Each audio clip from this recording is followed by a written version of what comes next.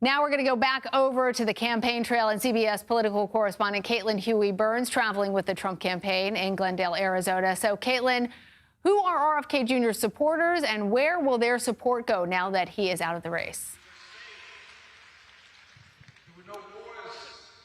Hi, Lana. Sorry about that. We were having some technical difficulties here.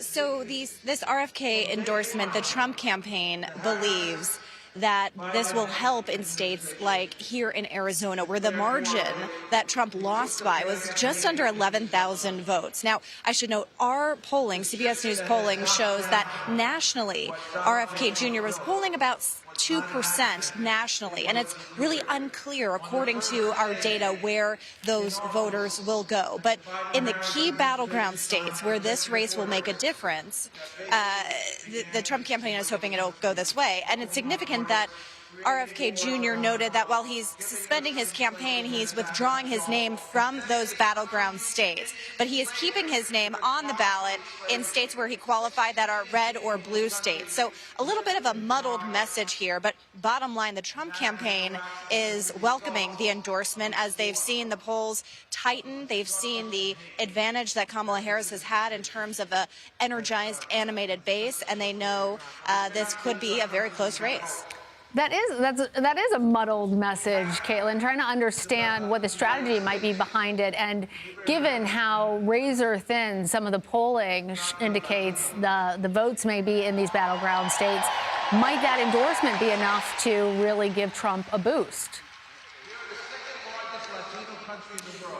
Well, we're going to have to wait and see. But in states where, it's telling, Lana, that that RFK Jr. made this announcement in Arizona, where I am standing right now, where Trump is going to campaign right behind me, and he is expected to bring out a special guest that could likely be RFK Jr. So in states where, it comes down to just a few thousand votes, the campaign, at least, is hoping that makes a difference. Now, we'll see what the kind of structure is like, whether RFK Jr. hits the campaign trail with Donald Trump. Should also note that RFK Jr.'s family, several members of his family, of his siblings, have endorsed President Biden and issued a statement today saying that they think that their brother's endorsement of Donald Trump runs counter to their family's values.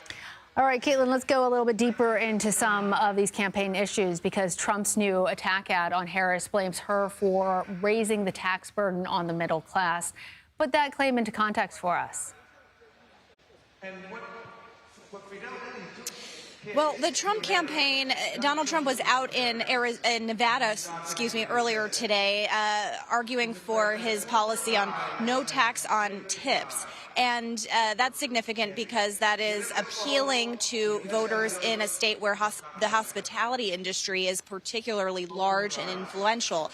And it was notable that Kamala Harris has endorsed a similar plan as well. Now, last week, Trump campaigning talked about making the Trump tax cuts permanent. He says that the revenue will come from tariffs placed on China and other countries, but there are questions about how these candidates will pay for their various tax proposals. All right, Caitlin Huey-Burns, a lot of moving pieces. We appreciate you being with us. Thanks.